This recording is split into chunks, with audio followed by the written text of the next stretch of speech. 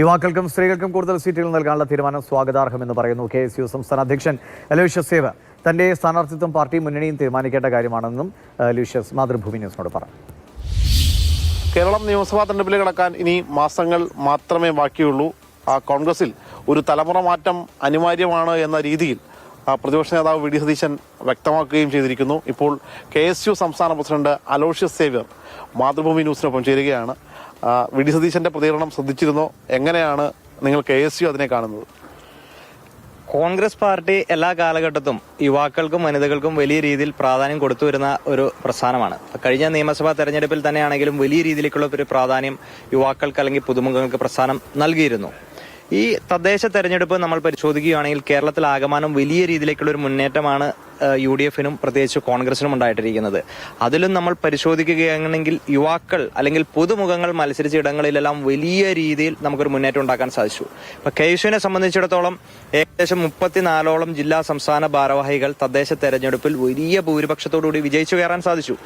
ആ ഇടങ്ങൾ പരിശോധിക്കുകയാണെങ്കിലും അത് വർഷങ്ങളായിട്ട് CPM ഭരിച്ചുകൊണ്ടിരിക്കുന്ന ഇടങ്ങളിലേക്ക് യുവാക്കളായിട്ടുള്ള വിദ്യാർത്ഥികളായിട്ടുള്ള ആളുകൾ കടന്നു ചെല്ലുമ്പോൾ വലിയ സ്വീകാര്യതയാണ് ജനങ്ങൾ നൽകുന്നത്. അപ്പോൾ അതിൽ നിന്ന് സുവ്യക്തമാണ് പുതുമുഖങ്ങളെ പരീക്ഷിച്ചാൽ, ചെറുപ്പക്കാരെ പരീക്ഷിച്ചാൽ, വർഷങ്ങളായിട്ട് സ്ഥിരം മത്സരിക്കുന്ന മുഖങ്ങൾ മാറിയാൽ അല്ലെങ്കിൽ സ്ഥിരം മത്സരിച്ച് പരാജയപ്പെടുന്ന ആളുകളെ വീണ്ടും പരീക്ഷിക്കുന്ന ഒരു സാഹചര്യം ഉണ്ടായാൽ അത് പരാജയത്തിലേക്ക് പോകുമെന്നും പുതുമുഖങ്ങൾ വരുന്ന ഇടങ്ങളിൽ വലിയ രീതിയിലേക്കുള്ള ഒരു മുന്നേറ്റം ഉണ്ടാകുന്നുണ്ട് എന്നൊരു യാഥാർത്ഥ്യം തന്നെയാണ്.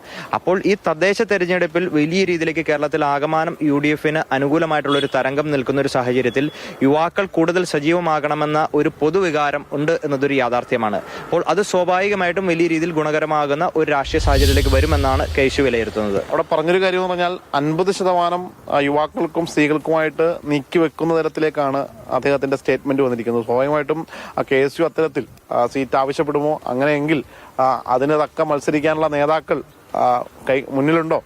തീർച്ചയായിട്ടും KSU-ലും ആയിക്കൊള്ളട്ടെ യൂത്ത് കോൺഗ്രസിലായിക്കോട്ടെ വലിയ തരത്തിലുള്ള ഒരു നിര അല്ലെങ്കിൽ ഒരു വലിയ നിര മത്സരിക്കുക എന്ന് മാത്രമല്ല ഈ നേതൃനിരയിലേക്ക് കടന്നു വരാൻ കപ്പാസിറ്റി ഉള്ള ഒരു വലിയ നിര KSU-ലും യൂത്ത് കോൺഗ്രസിലും ഉണ്ട് എന്നതൊരു യാഥാർത്ഥ്യമാണ്. ഞാൻ സൂചിപ്പിച്ചല്ലോ, തദ്ദേശ തെരഞ്ഞെടുപ്പിൽ ആ വിജയം തന്നെ അരക്കെട്ട് ഉറപ്പിക്കുന്നത് ഈ വസ്തുതയാണ്.